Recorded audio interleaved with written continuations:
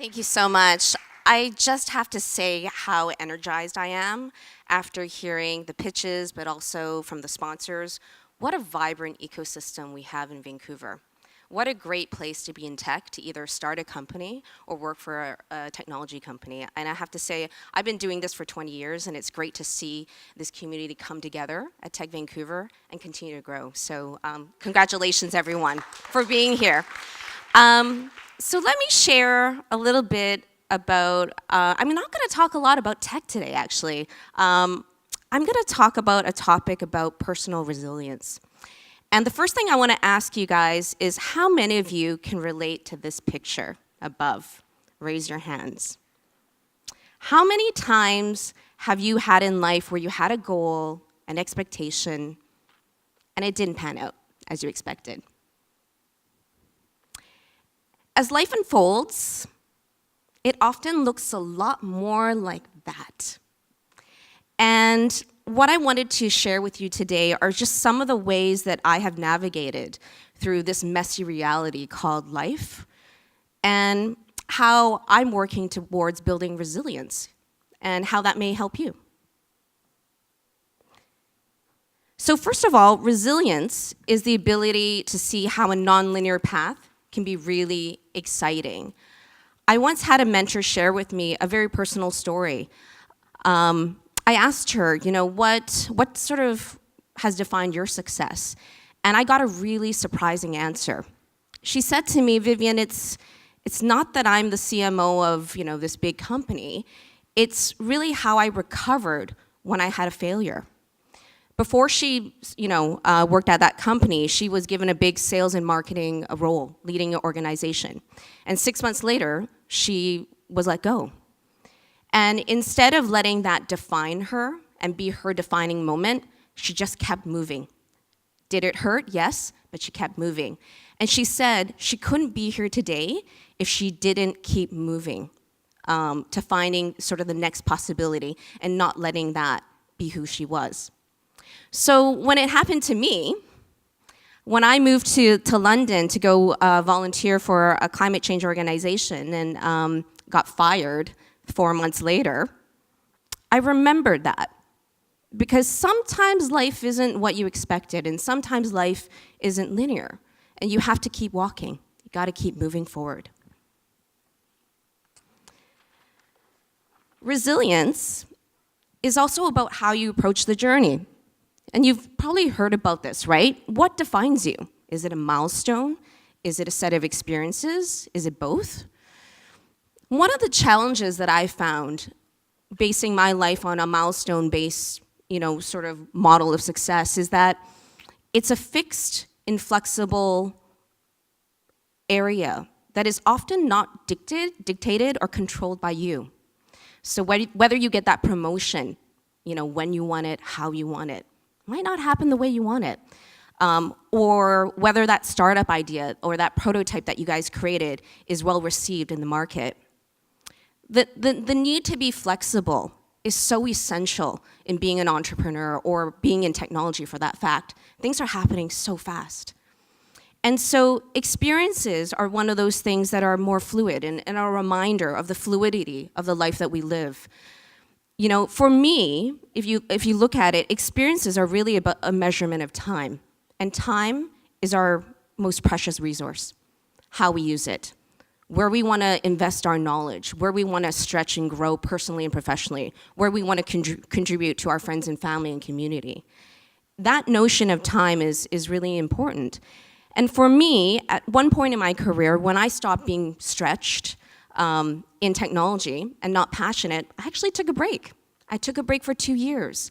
I called it a tech sabbatical, and I moved and learned about climate change, which was incredibly interesting. That led me to go work in the university system. I also, during that period, met my husband, So many different things happened that had I not sought out experiences, would not have happened. And so I'm very grateful for that.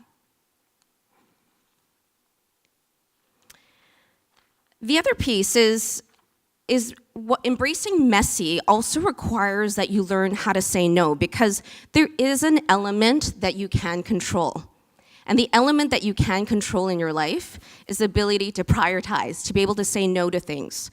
I once had a boss say to me, Vivian, you really need to start learning to say no.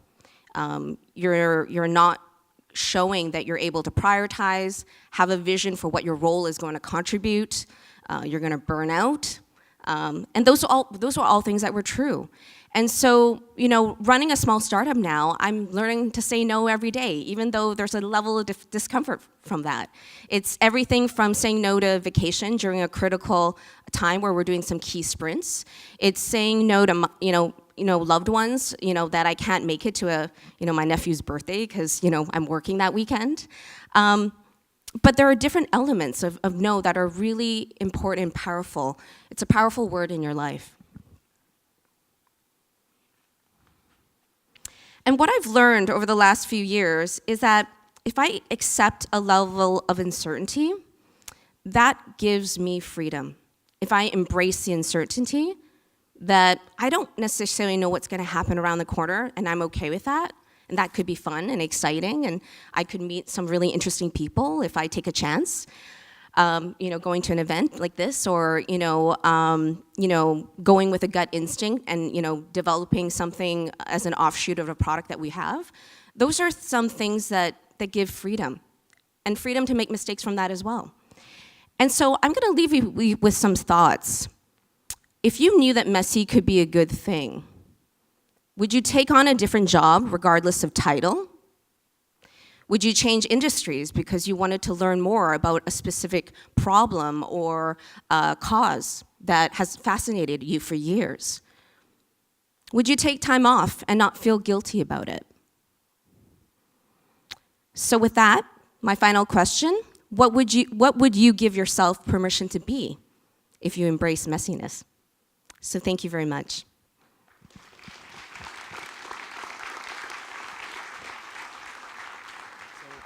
I don't have the mic on, so I'm gonna have to run back and forth there. Anyone have any questions? We've got about a minute and a half for questions here for Vivian. Fantastic speech, by the way. Any questions for her? Okay. Hi, Vivian. That was great. What do you do when you feel lost in your career? I have absolutely been there. You have to, first of all, give yourself time, because you can't have the answers right away. And the only thing that I would say is that you need to just keep on trying different things. You need to keep on moving, keeping your brain engaged, curious, trying different things until you find something that sticks. And for me, that was my 2-year journey. I had to continue to ask that question every single day, try different things. And it took me about 2 years. I got distracted along the way as well, but give yourself time. I don't think we ever give ourselves enough time to figure things out. There's a lot of pressure. So it's trying to manage that. Awesome. Any other questions? One more question, maybe in here? No? Okay, well, sorry? Oh, gonna make me run here.